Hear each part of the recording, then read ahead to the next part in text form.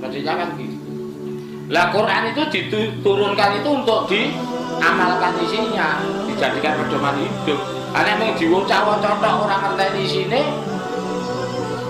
napa niku gunane? Makanya itu saya gambarkan seperti anak TK. Kalau anak TK itu bisa membaca tok, bisa membaca saja, gitu? Sudah nilainya 10 Pak Ladi. Kalau anak TK itu bisa membaca saja, tidak mengetahui ini artinya apa, maksudnya apa, nilainya 10. Nilainya 10. Anak TK loh. Anak TK loh Bu. Tetapi kalau sudah SD kelas 5, bisa kelas pinten, biasanya kelas pinten, kelas ngerti. Kelas 3, kelas 4, kelas 5, apalagi kelas 6. Ini kalau hanya bisa membaca saja tanpa mengetahui isi yang dibaca itu apa, maksudnya apa, tidak diberi nilai. Gimana? Tidak dinilai. Apalagi sudah SMP, apalagi sudah SMA, apalagi sudah kuliah, kok hanya bisa membaca saja, tidak mengetahui ini maksudnya apa. Bukan hanya tidak diberi nilai, tetapi dibandem dase bukune yang diwaca mahasiswa goblok kan gitu. Kan gitu. Artinya kita membaca Al-Quran tidak tahu isinya, tidak tahu maksudnya pahala, itu ketika kita itu masih kecil, tahap belajar membaca. Itu loh. Tapi kalau kita sudah besar, kok hanya membaca saja, tidak ingin tahu artinya, tidak ingin mengetahui maksudnya, puas dengan hanya membaca saja, puas dengan baca saja, maka menurut saya itulah yang oleh Rasulullah disabdakan di neraka jahanam itu ada lembah kesengsaraan atau jabul hazin, sumur derita, lembah kesengsaraan, jurang keremuan yang saking gegirisinya, yang saking gegirisinya, karena sangat menakutkan, maka bahkan neraka jahanam sendiri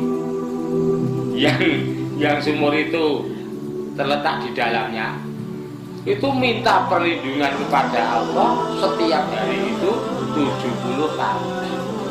Ya Allah, jauhkan aku dari jabul hazin. Ya Allah, jauhkan aku dari jabul hazin. Itu neraka jahanam itu setiap hari 70 kali mohon kepada Allah dijauhkan, dilindungi dari jabul hazin. Sahabat bertanya, terus jabul hazin itu untuk siapa Rasulullah? Rasulullah menjawab, li qurra'i ummati. Di mana-mana kalau istilah qurra itu orang yang ahli membaca Quran. Karena istilah itu ada sendiri-sendiri.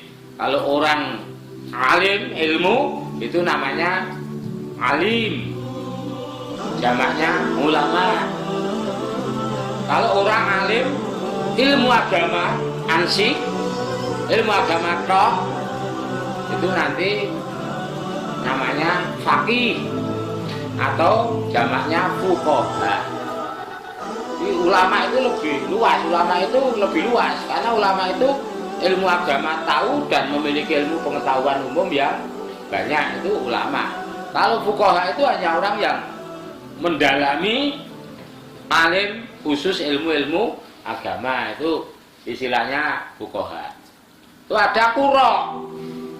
Qurra itu orang yang mendalami ilmu-ilmu tentang membaca Al-Quran, itu qurra.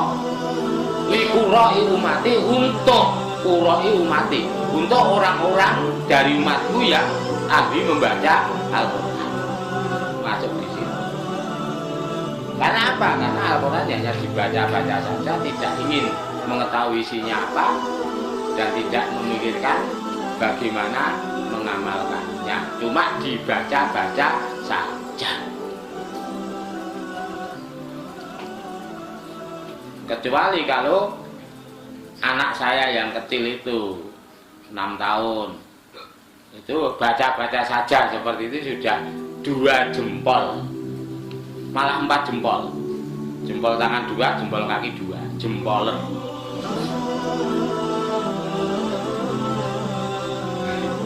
Saya kayak pelajaran dulu ya Pak Jainuri ini kan dia Indonesia juga ya Quran. Kalau yang lain ahli Quran itu mesti masuk surga dan memberi syafaat kepada 10 ahli keluarganya. Itu maksudnya ya seperti yang saya katakan itu, membaca Quran, memikirkan maksudnya apa dan mengamalkan. Maksudnya itu, ngomong maca-maca tok ya mboten mlebu riku kok. Karang ledo terjemah iki anu salah.